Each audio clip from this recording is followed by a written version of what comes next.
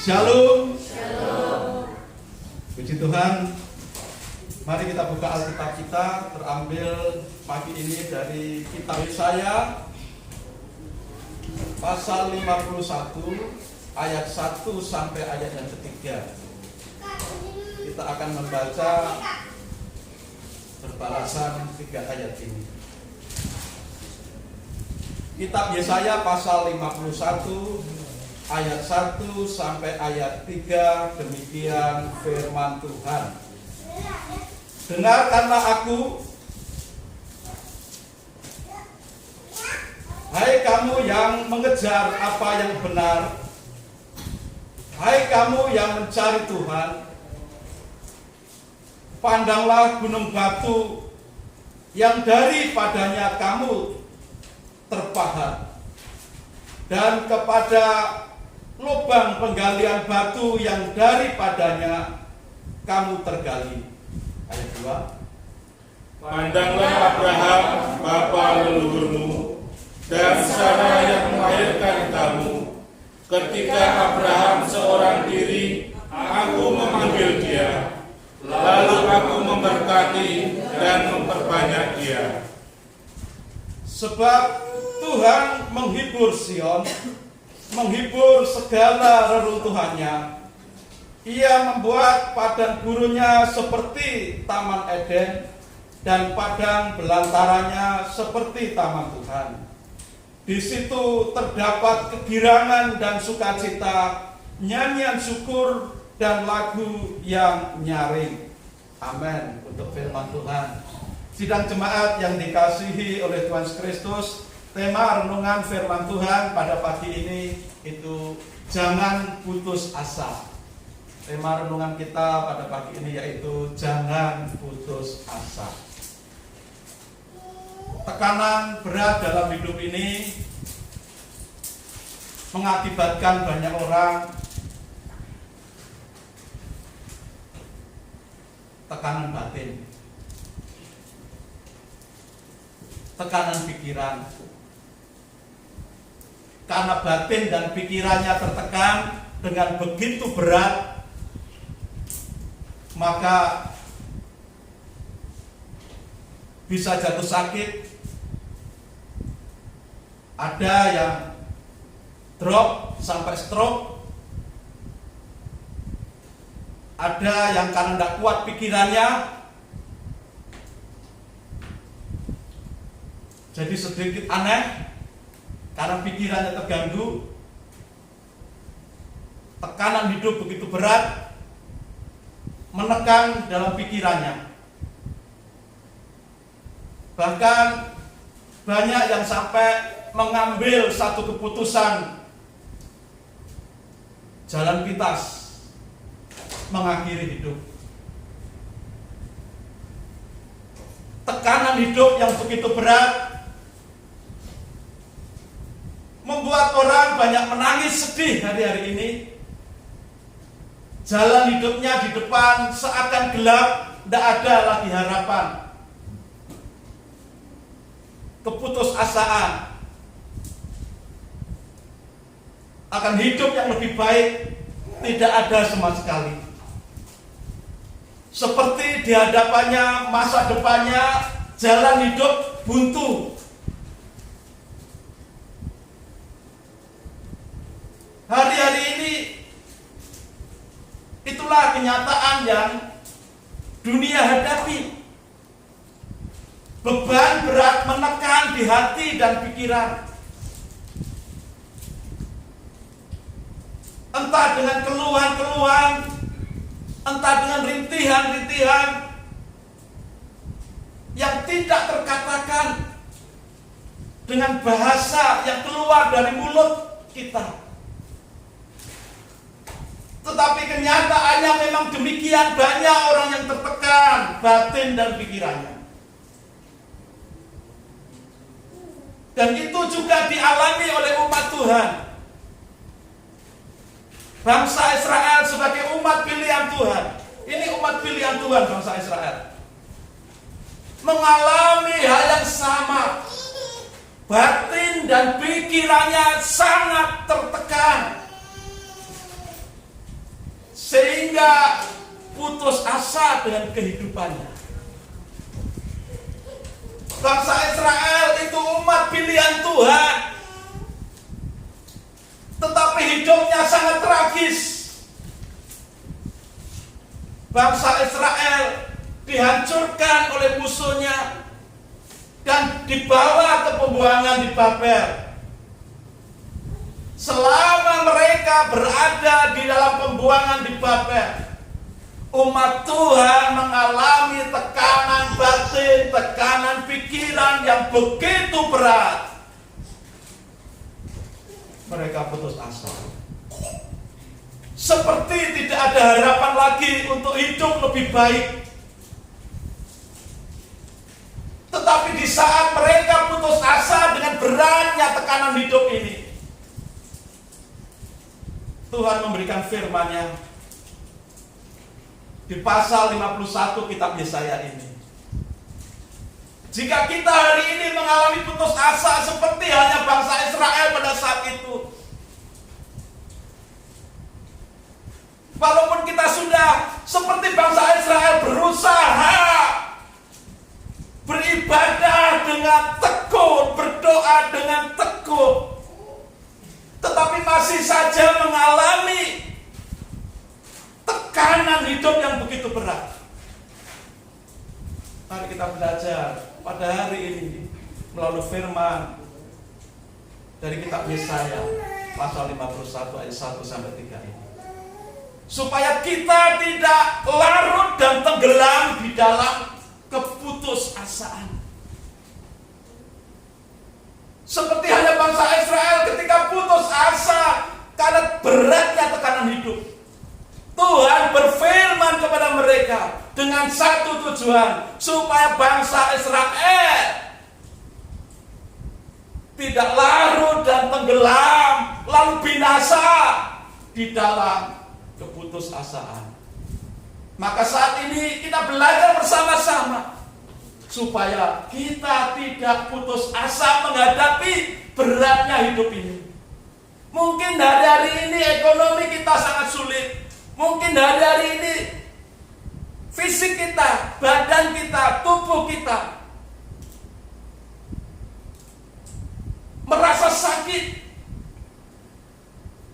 Mungkin hari-hari ini kita menghadapi banyak tekanan dari berbagai sisi kehidupan kita. Tetapi seperti firman Tuhan yang disampaikan Tuhan kepada bangsa Israel saat itu yang sedang dirundung putus asa, hari ini juga firman Tuhan untuk kita. Jangan putus asa menghadapi kehidupan ini.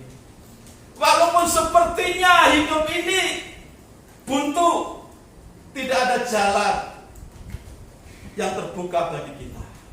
Walaupun kelihatannya tidak ada harapan lagi menurut mata jasmaniah kita, tetapi Tuhan melalui firman Tuhan ini menghendaki setiap kita umatnya untuk jangan berputus asa. Yang saat ini kita mungkin sedang menghadapi atau mengalami keputusasaan dalam hidup ini. Ayo kita simak firman Tuhan ini. Bagi saudara yang saat ini tidak mengalami keputusasaan, biarlah firman Tuhan ini mencegah kita untuk tidak putus asa. Ada beberapa hal dari ayat 1 sampai ayat 3 kitab Yesaya pasal 51 ini yang menjadi alasan kenapa kita tidak boleh berputus asa. Sehingga tema firman Tuhan pada saat ini, jangan putus asa. Alasan pertama ada di dalam ayat yang ke-1. Dengarkanlah aku, hai kamu yang mengejar apa yang benar, hai kamu yang mencari Tuhan. Bangsa Israel mencari Tuhan, mengejar kebenaran, tetapi masih mengalami tekanan hidup. Dan Tuhan berfirman, dengarkanlah aku. Hari ini juga kita umat Tuhan di GFCA Bethlehem, kita setia beribadah, kita setia melayani, kita setia berbakti, kita setia berdoa, kita setia berpuasa. Tetapi masih saja ada tekanan di dalam kehidupan kita yang berusaha menggencet hati dan pikiran kita.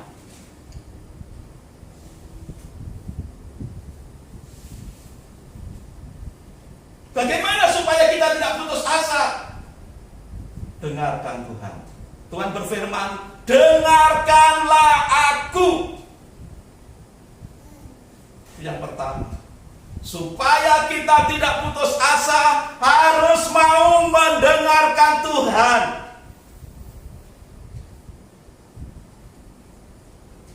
Secara umum bangsa Israel itu memang sebagai umat pilihan Tuhan, tetapi di beberapa ayat yang lain, bangsa Israel itu tercatat sebagai bangsa yang tegar tengkuk, keras kepala, sering meninggalkan Tuhan.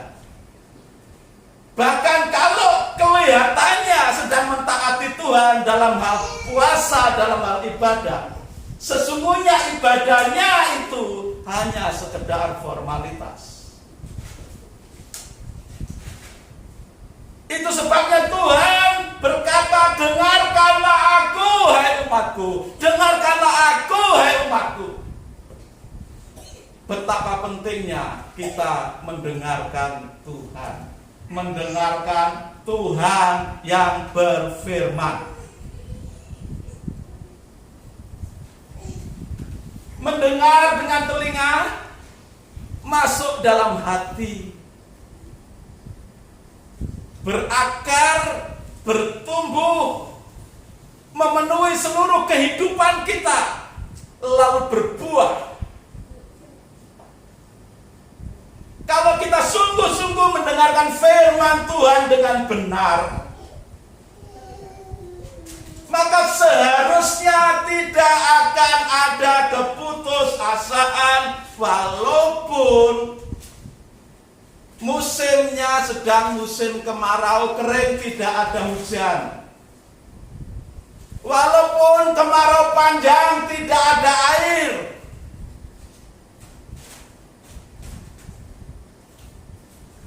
Tetapi orang yang sungguh-sungguh mendengarkan sabda Tuhan diumpamakan seperti pohon yang tertanam di tepi aliran air, yang tidak layu daunnya, yang tidak akan kering, yang tidak akan khawatir di musim kering. Karena apa?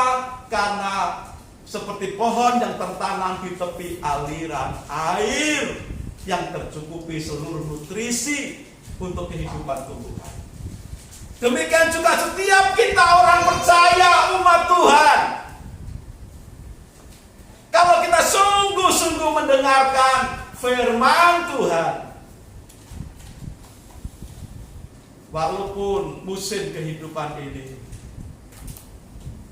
ada ancaman, ada tekanan, ada masa-masa kita tidak punya uang, ada masa-masa kita sakit, ada masa-masa kita dimusuhi orang, ada masanya kita difitnah orang, dipersalahkan orang, ada saatnya kita diperlakukan dengan tidak adil oleh orang lain, ada saatnya mungkin orang mempersekusi kita.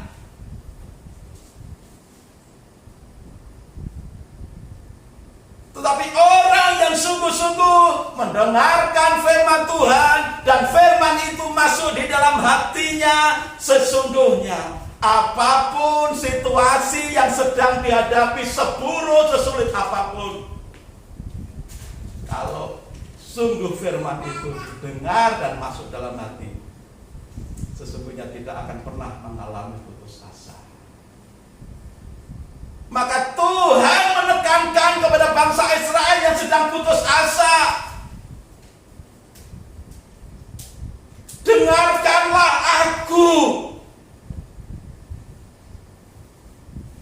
Seringkali kesalahan kita sebagai manusia itu ketika ada satu perkara, satu hal, lebih cepat mengomentari, lebih cepat berkata-kata, lebih cepat ya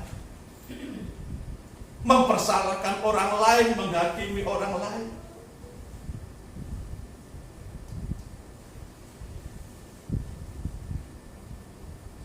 Seringkali kita memang itulah kelemahan manusiawi kita. Ya. Pendengaran kita tidak kita pasang dengan baik.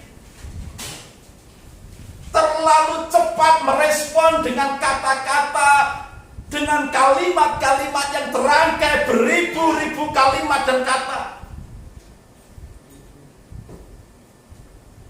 Tetapi hari ini Tuhan berfirman, dengarkan aku, jangan dengarkan suara dari luar aku. Dengarkanlah aku, firman Tuhan. Supaya apa? Tidak ada tempat lagi bagi suara-suara sumbang dari sekeliling kita yang mempengaruhi kehidupan kita menjadi putus asa, pesimis, melihat sesuatu, memikirkan sesuatu dari sudut pandang yang buruk, yang negatif.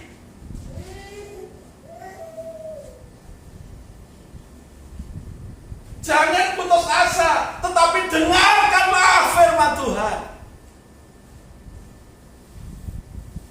Pentingnya kita mendengar firman Tuhan itu, karena dalam Alkitab ini berisi janji-janji Tuhan, berisi berkat Tuhan, janji berkat Tuhan untuk kehidupan kita menjalani hidup di dunia ini, janji berkat Tuhan untuk kita menjalani hidup di kekekalan di surga nanti. Di dalam Alkitab ini ada firman Tuhan yang tertulis untuk setiap kita umatnya, menjadi bekal, menjadi makanan, menjadi nutrisi, vitamin, menjadi obat untuk kehidupan kita di dunia dan akhirat. Maka pentingkan Tuhan menekankan kepada bangsa Israel yang sedang putus asa. Dengarkanlah aku sedang berfirman. Jangan dengarkan kata orang, jangan dengarkan bisikan-bisikan situasi di sekelilingmu yang kelihatan buruk, tetapi dengarkanlah firman Tuhan.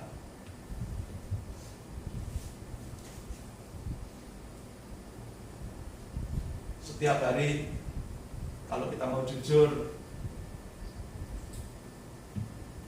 berapa menit, berapa jam kita membaca, merenungkan firman Tuhan?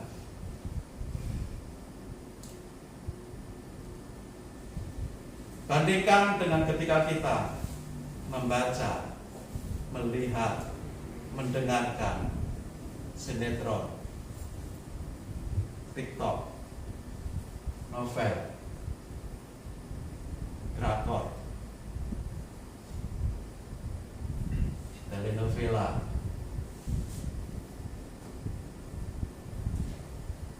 Berapa persen firman Tuhan yang masuk dalam hidup kita? Berapa persen novel, drakor, sinetron yang masuk dalam hidup kita?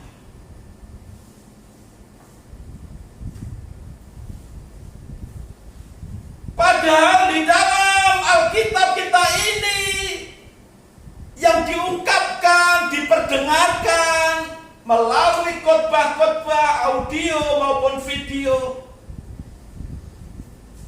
yang ditulis dalam khotbah-khotbah dan renungan-renungan, itu berisi tentang janji-janji firman Tuhan yang penuh berkat Tuhan. seringkali karena umat Tuhan kurang peduli dengan firman Tuhan, lebih memilih hal-hal yang enak dipandang, sinetron dan acara-acara TV, acara-acara YouTube yang menyenangkan, lebih memilih audio, lagu-lagu yang tidak mengandung firman Tuhan. Bukan berarti di sini mengharamkan, saudara. Tetapi mari kita menilai berapa persenkah pendengaran, penglihatan, pikiran, hati kita diisi dengan firman Tuhan dibandingkan dengan hal-hal lain. Dan itulah yang dialami oleh umat Tuhan. Tekanan hidup yang begitu berat sehingga prosentasi antara firman Tuhan yang diterima dengan tekanan hidup, kenyataan pahit yang mereka alami, rupanya tidak berimbang. Setiap pukulan, cambukan yang dihujamkan di tubuh mereka, setiap makanan yang terbatas yang menjadi jatah mereka, lebih menguasai kehidupan mereka daripada janji firman Tuhan. Terlebih lagi janji firman Tuhan yang harusnya mereka perkatakan siang dan malam itu dilupakan dan tidak banyak lagi diungkap, dilakukan di dalam kehidupan mereka. Maka bisa dibayangkan, bisa dipastikan kehidupan mereka akan diliputi dengan putus asa. Dan karena Tuhan tahu situasi yang terjadi, keputusasaan itu diakibatkan oleh karena mereka keras kepala, tegak tengkuk dan tidak mau mendengar Tuhan. Maka saat mereka putus asa, Tuhan menekankan hal ini. Dengarkanlah aku. Saudara, ketika kita menghadapi beban berat, persoalan, tekanan hidup, mana yang kita pilih? Apa kata Tuhan, firman Tuhan, atau apa kata dunia?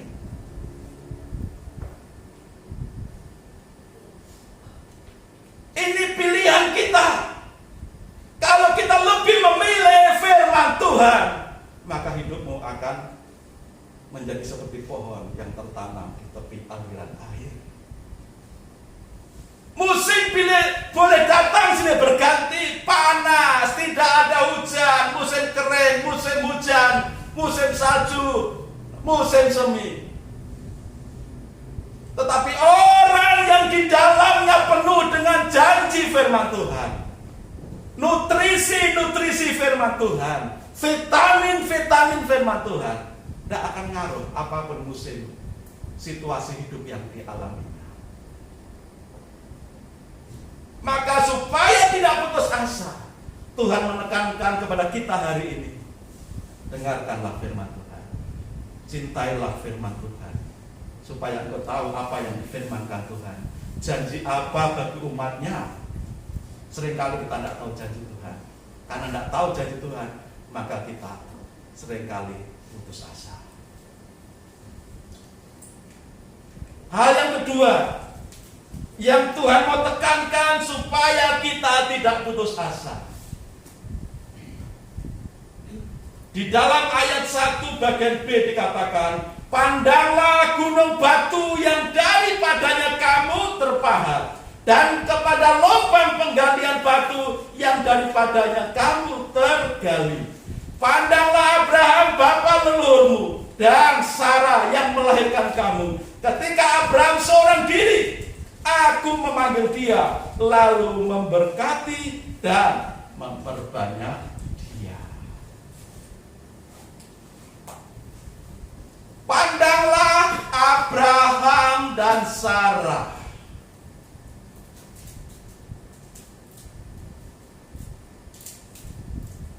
Artinya apa? Belajarlah dari Abraham. Teladanilah kehidupan Abraham.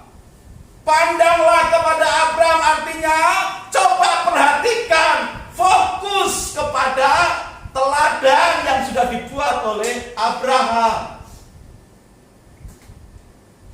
Di dalam ayat 1b mengingatkan bangsa Israel, pandanglah dari mana engkau terpahat.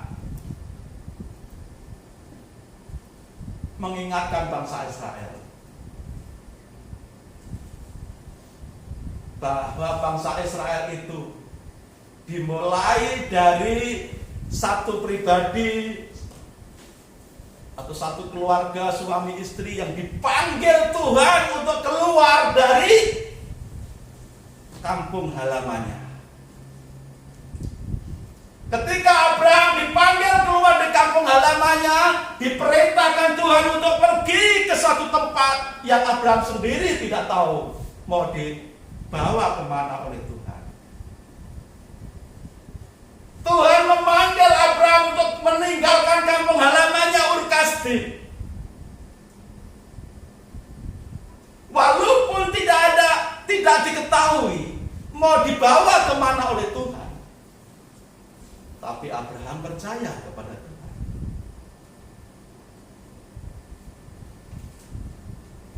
Dan ketika Abraham dan Sarah diberi janji berkat oleh Tuhan, bahwa keturunanmu akan seperti bintang di langit, seperti pasir di lautan, yang artinya tidak akan bisa dihitung.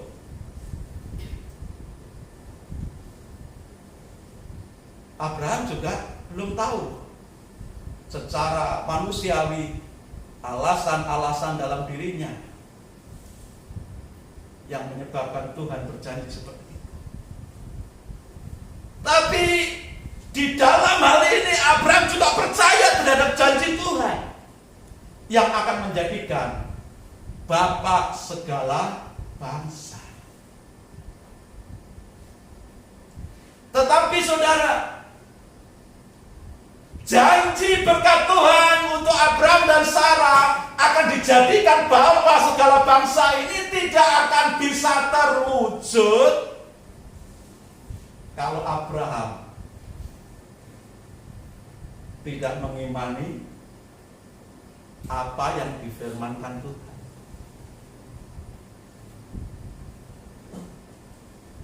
Kalau Abraham tidak mengimani apa yang sudah dijanjikan, yaitu janji berkat Tuhan, bahwa Tuhan akan membuat Abraham menjadi bapa segala bangsa, anak keturunannya tidak akan terhitung jumlahnya. Jika Abraham tidak mengimaninya, maka janji berkat untuk menjadi bapa segala bangsa ini tidak akan pernah terwujud. Karena imannya terhadap janji Tuhan itulah, karena imannya terhadap firman Tuhan itulah, maka janji-janji Tuhan itu semua bisa terwujud, tergenapi di dalam kehidupannya.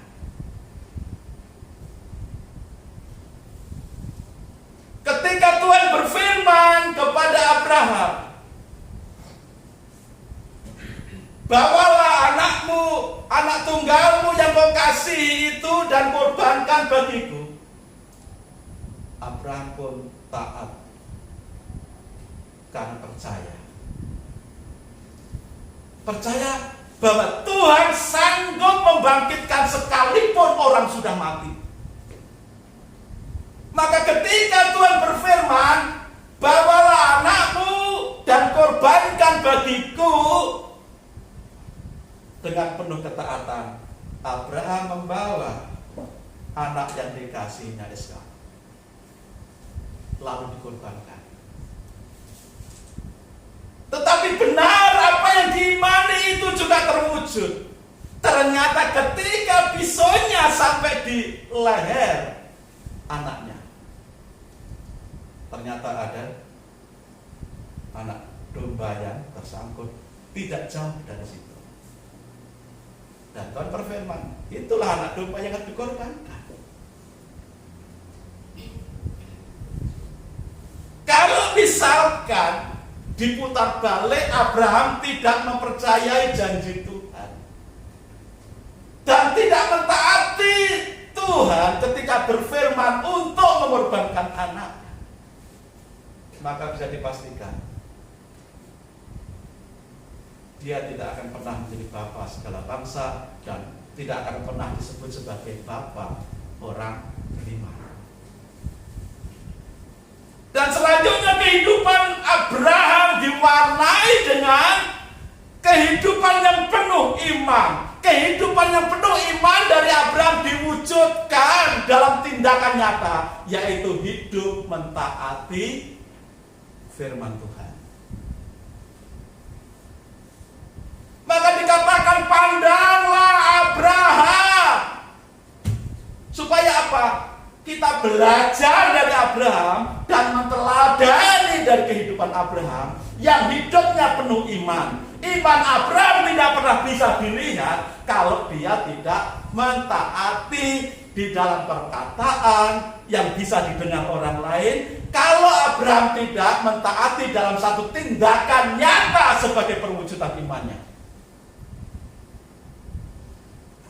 Jadi saudara, iman harus diwujudkan dalam tindakan ketaatan terhadap firman Tuhan. Mendengar firman Tuhan, yes. Tapi mendengar harus ditindaklanjuti dengan ketaatan, dipraktekkan dalam hidup sehari-hari sebagai wujud atau bukti yang nyata dari iman. Dan di sini terlihat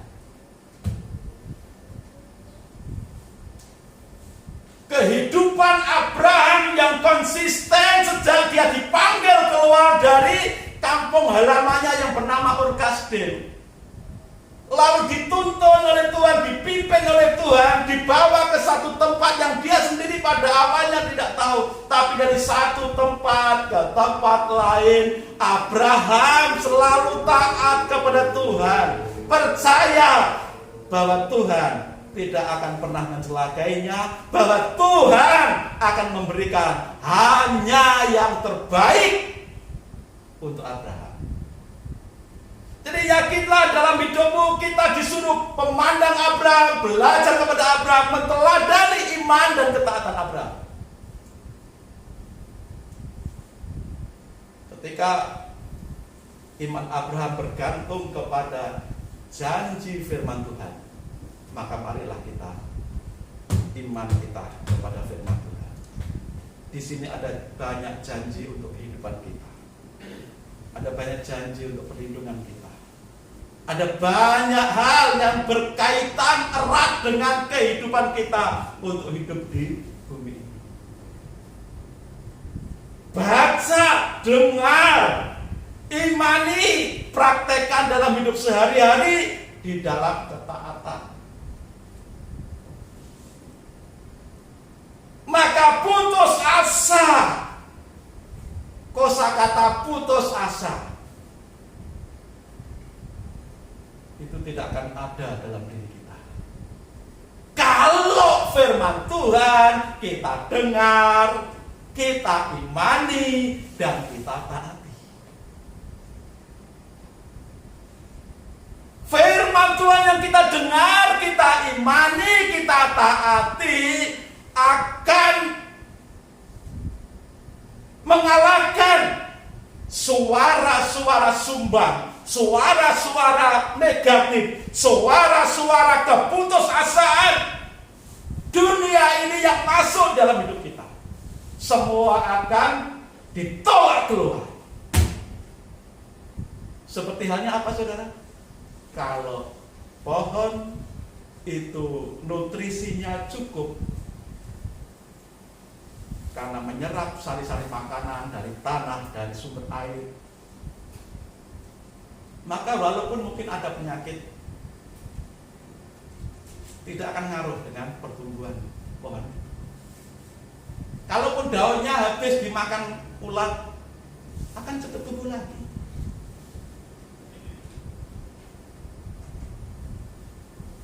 Seperti kehidupan kita.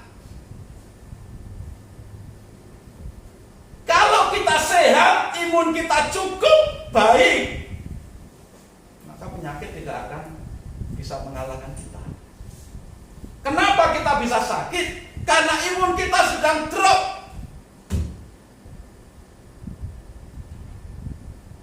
Maka Kesehatan menekankan jaga imunmu, jaga kondisi hatimu, pikiranmu, jaga kondisi badanmu, tubuhmu, supaya imunmu terjaga dengan baik. Kalau imun terjaga dengan baik, maka penyakit-penyakit yang dari luar tidak akan bisa mengalahkan daya tahan tubuh kita.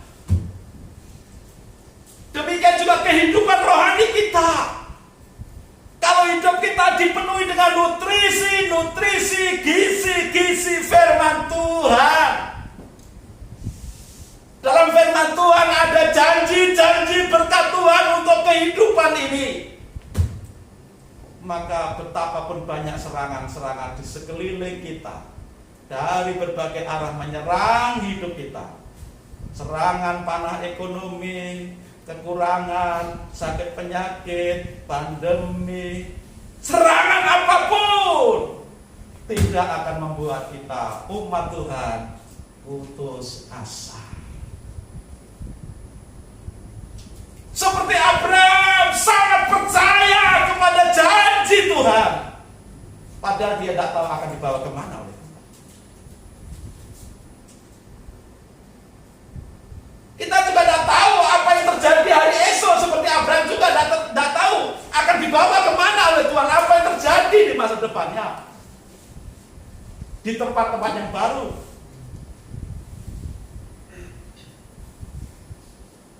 Tapi Abraham tidak pernah putus asa karena dia punya iman dan dipraktekkan dalam ketaatan.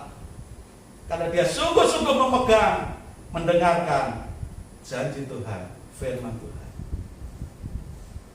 Maka hidup kita pun hendaknya kita pegang teguh firman Tuhan dalam hidupmu. Hidupmu biarlah dipenuhi dengan firman Tuhan, supaya kalau banjir datang, hujan deras dan banjir datang melanda, rumah kehidupan kita tidak roboh dalam keputusasaan, tetapi terus kokoh berdiri. Walaupun hujan lebat, petir menyerang silih berganti, kilat menyambar-nyambar, banjir bandang datang melanda dengan tiba-tiba. Banjir bandang kan datang dengan tiba-tiba, datangnya tidak diundang, pergi pun cepat sekali. Tapi kalau orang yang kehidupannya dipenuhi dengan firman Tuhan, akan tetap kokoh berdiri. Walaupun musim panas, walaupun musim kering, walaupun musim hujan deras dan banjir bandang, tidak akan putus asa. Supaya kita tidak putus asa, dengarkan Tuhan. Pandanglah Bapa orang percaya, Bapa orang beriman. Pandanglah Bapa segala bangsa, Abraham. Untuk kita contoh dan kita teladani dari Abraham, imannya dan ketaatannya. Yang ketiga, di dalam ayat 3 dikatakan, sebab Tuhan menghibur Sion, menghibur segala reruntuhannya. Ia membuat padang gurunnya seperti taman Eden, dan padang belantaranya seperti taman Tuhan. Di situ terdapat kegirangan dan sukacita, nyanyian syukur dan lagu yang nyaring. Tuhan itu sumber pertolongan yang ajaib. Tuhan itu penolong yang ajaib bagi bangsa Israel sebagai umat pilihannya. Tuhan itu sebagai penolong yang ajaib bagi kita, jemaat Tuhan di GSJA Bethlehem. Dia adalah penolong yang ajaib, sumber pertolongan yang ajaib. Maka alamilah keajaiban pertolongan Tuhan. Di tengah situasi hidup yang tidak menentu hari-hari ini, di tengah tekanan hidup yang begitu berat hari-hari ini,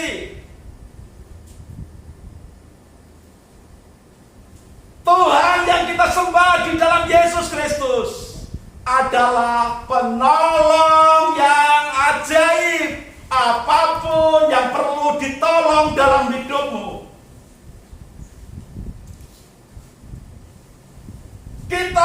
keselamatan, Tuhan adalah juru selamat dunia. Kalau kita dalam kegelapan, Yesus adalah terang dunia. Kalau pintu dan kehidupan kita tertutup, Tuhan adalah pintu. Kalau kita sedang tersesat, Tuhan adalah jalan, kebenaran, dan hidup. Kalau kita tidak ada kepastian bagaimana nanti sesudah aku mati, Tuhan berkata, Akulah kebangkitan dan hidup.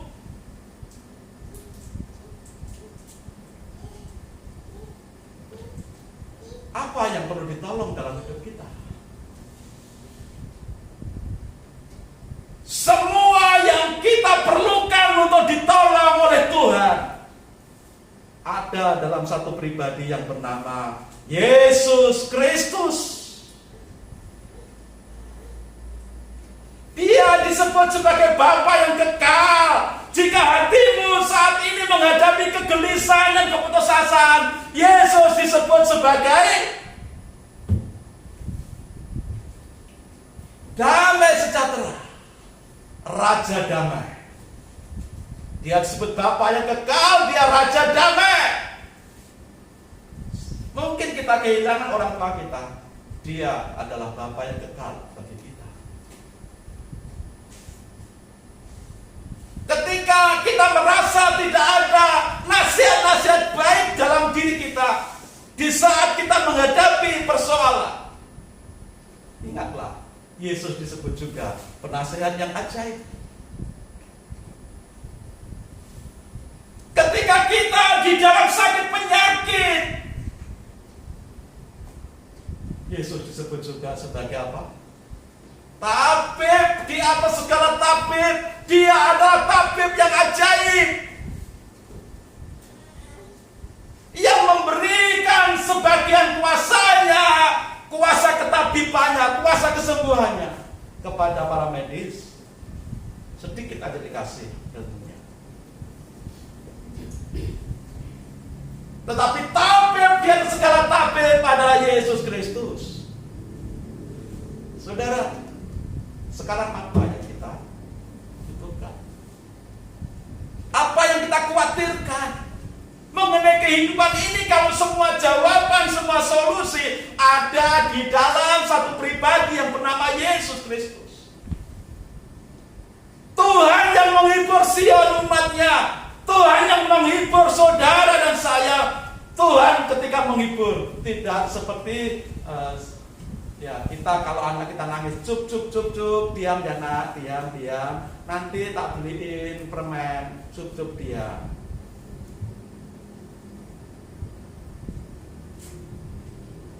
Tapi tidak jadi beliin permen karena sudah diam. Nanti nangis lagi dibilang, cup, anakku sayang, lalu digendong-gendong, ditimang-timang supaya tidur, lupa kalau tadi dijanjiin belikan permen. Kan gitu sudah. Cara Tuhan menghibur tidak seperti kita mendiamkan anak kita yang sedang menangis. Kalau dikatakan Tuhan menghibur Sion, Tuhan siap menolong apapun pergumulan, apapun persoalan yang dihadapi oleh umatnya. Dan umatnya saat itu sedang menghadapi keputusasaan dalam hidup karena tekanan hidup begitu berat. Dan Tuhan datang menghibur Sion. Dengan mengulurkan tangannya, dia katakan, dia sanggup mengubah padang gurun. Padang gurun itu satu tempat yang luas, yang isinya cuma pasir, menjadi seperti Taman Eden. Tamannya Tuhan. Tuhan sanggup mengubah padang belantara. Padang belantara kalau padang gurun itu tempat yang luas, yang hanya ada pasir dan bebatuan. Kalau padang belantara itu tempat yang luas, tapi tandus, keras, dan tandus. Hanya ada semak-semak yang berduri. Kalau orang melewati semak-semak ini akan kena banyak duri. Itu menyakitkan. Di padang gurun maupun di padang belantara hanya ada bahaya. Bahaya dari cuaca yang dingin dan panas. Bahaya dari binatang-binatang buas. Tidak enak hidup di padang gurun, tidak enak berjalan di padang gurun dan padang belantara. Tapi firman Tuhan katakan, Tuhan sanggup mengubah padang gurun dan padang belantara menjadi seperti Taman Eden, menjadi seperti taman Tuhan. Mungkin hidupmu saat ini sedang menghadapi seperti hidup di padang gurun, seperti di tempat yang penuh dengan pasir yang panas, penuh dengan binatang-binatang berbisa, binatang-binatang yang berbahaya. Mungkin hidup kita sedang mengalami seperti di padang belantara, tempat yang keras dan tandus dan tidak ada tanda-tanda kehidupan. Kalaupun ada, hanya semak-semak dulu. Tetapi berita baiknya adalah Tuhan datang akan menghibur dan mengulurkan tangannya, memberikan pertolongannya sesuai dengan kebutuhanmu.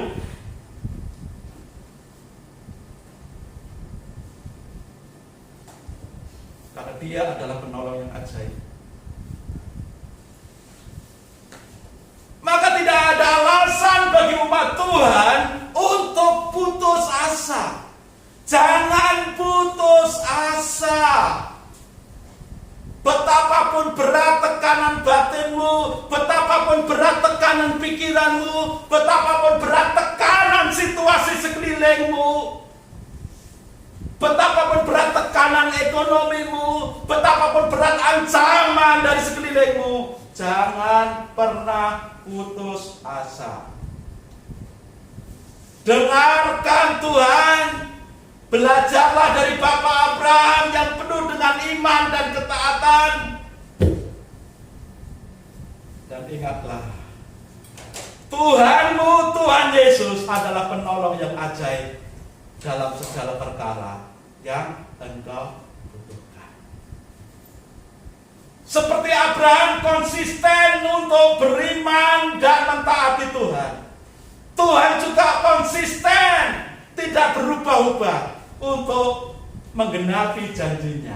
Apa yang dijanjikannya kepada umatnya akan dilaksanakan, diwujudkan, digenapi oleh Tuhan. Bukankah firman Tuhan berkata, Tuhan Yesus tetap sama kemarin, hari ini, dan sampai selamanya. Yesus Kristus tetap sama kemarin, hari ini, selamanya. Kemarin, hari ini, selamanya. Yesus tetap sama. Apanya yang tetap sama, yang tidak berubah dari Tuhan Yesus? Dia tetap konsisten, apa yang Dia firmankan akan digenapi di dalam setiap orang yang mau dengar apa yang dikatakannya, yang difirmankannya, yang mau mengimani dan mentaatinya. Ingat, Tuhan itu konsisten, tidak berubah. Tuhan Yesus tidak berubah, tidak berubah. Saudara, Tuhan Yesus tidak berubah. Kemarin, hari ini, sampai selamanya. Tuhan Yesus tabib dan segala tabib, sumber pertolongan yang ajaib. Apa yang diperkatakan, apa yang dijanjikan akan Dia genapi. Padang gurun apa yang hari ini saudara alami? Kesulitan, kesusahan, kesedihan, keputusasaan apa yang saudara alami hari ini? Bangsa Israel juga mengalami hal seperti itu. Tapi Tuhan berkata, dengarkanlah aku. Belajarlah dari Abraham dalam hal iman dan ketaatan, dan percayalah bahwa aku sanggup menghiburkan dan menolong. Sehingga yang terjadi kalimat terakhir dari ayat 3 menyatakan apa, saudara? Di situ terdapat kegirangan dan sukacita, nyanyian syukur dan lagu yang nyaring. Saudara. Kalau kita mendengarkan firman Tuhan dengan sungguh-sungguh, mengimaninya, mentaatinya, dan mengalami pertolongan Tuhan, padang gurun hidup kita, padang belantara hidup kita, Tuhan ubahkan menjadi seperti taman Eden, menjadi seperti taman Tuhan. Maka yang ada hanya puji-pujian, penyembahan, pengagungan, pelayanan kepada Tuhan sebagai rasa syukur kita kepada Tuhan. Sebab itu saudara, jangan putus asa. Jangan putus asa. Betapapun berat hidup ini, jangan putus asa. Karena Tuhan sedang berfirman, dengarkan. Banyak-banyaklah mendengar firman Tuhan. Banyak-banyaklah mengimani, banyak-banyaklah mentaatinya, dan percayalah, Tuhan itu sumber pertolongan yang ajaib. Tuhan Yesus berkati kita semuanya. Mari kita berdoa. Haleluya.